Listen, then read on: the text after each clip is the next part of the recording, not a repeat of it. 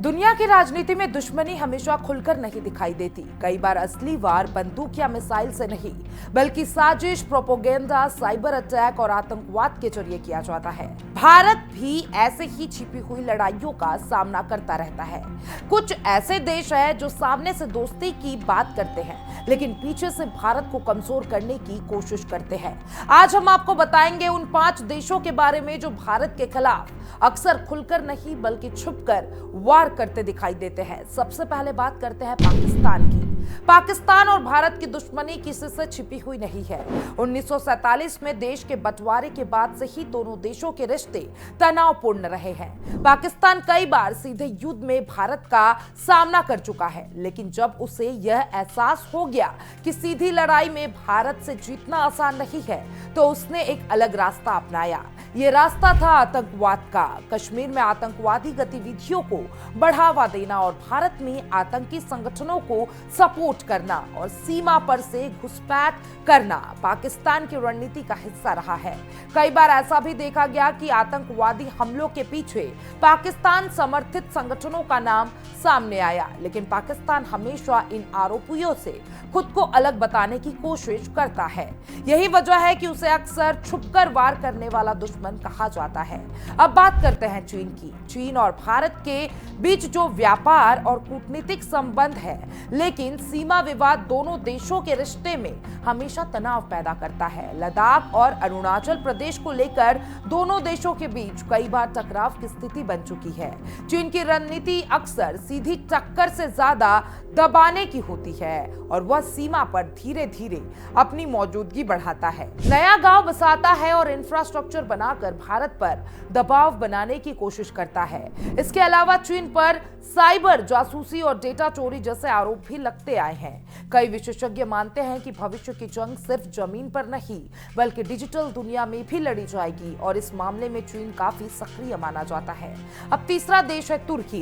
जी हाँ, तुर्की सीधे तौर पर भारत के साथ युद्ध जैसी स्थिति में नहीं रहा, लेकिन अंतर्राष्ट्रीय मंचों पर कई बार उसने पाकिस्तान के पक्ष में बयान दिया है। खासकर कश्मीर के मुद्दे पर तुर्की के बयान भारत को पसंद नहीं आए और कई बार ऐसा भी देखा गया कि तुर्की के कुछ संगठनों पर भारत विरोधी गतिविधियों को समर्थन देने के आरोप लगे। हालांकि ये सब खुले तौर पर अभी नहीं होता है, लेकिन कूटनीतिक स्तर पर भारत के लिए चुनौती जरूर बनता जा रहा है। चौथा देश है कनाडा। कनाडा का नाम सुनकर शायद कई लोग चौंक जाए, क्योंकि यह देश आमतौर पर भारत का साझेदार माना जाता है, लेकिन पिछले कुछ सालों में भारत और कनाडा के रिश्तों में तनाव देखने को मिला है।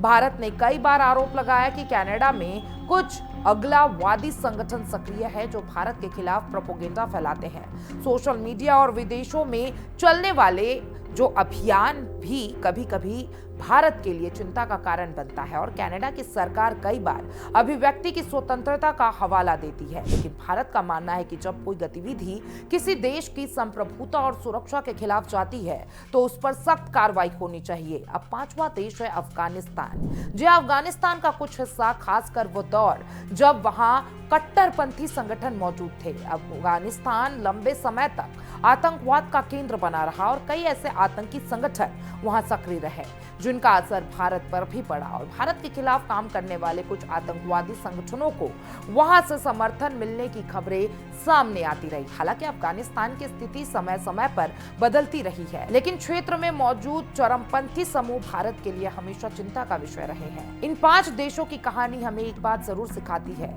कि आधुनिक दुनिया में दुश्मनी सिर्फ युद्ध के मैदान में नहीं होती। कई बार असली जंग पर्दे के पीछे भी लड़ी जाती है और कभी आतंकवाद के जरिए, कभी साइबर अटैक के जरिए, तो कभी अंतर्राष्ट्रीय मंचों पर राजनीतिक दबाव बनाकर। लेकिन भारत भी अब पहले जैसा नहीं रहा। पिछले कुछ वर्षों में भारत ने अपनी सैन्य ताकत, कूटनीतिक प्रभाव और तकनीकी क्षमता को काफी मजबूत किया है और भारत आज न सिर्फ अपनी सीमाओं की रक्षा कर रहा है बल्कि वैश्विक मंच पर भी अपनी आवाज मजबूती से उठा रहा है। दुनिया की बड़ी ताकतें अब भी भारत को एक अहम खिलाड़ी के रूप में देखने लगी है। यही वजह है कि जो देश पहले भारत को हल्के में लेते थे, उन्हें अपनी रणनीति बदलनी पड़ी है।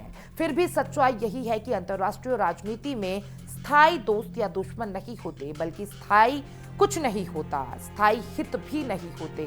और जब बात राष्ट्रीय हित की आती है तो हर देश अपनी रणनीति बनाता है और भारत के सामने भी यही चुनौती है कि वह न सिर्फ खुले दुश्मनों का सामना करे बल्कि उन छिपे हुए खतरों को भी पहचाने जो पर्दे के पीछे से वार करते हैं, क्योंकि असली ताकत सिर्फ हथियारों से नहीं आती बल्कि जागरूकता, रणनीति और मजबूत नेतृत्व से आती है।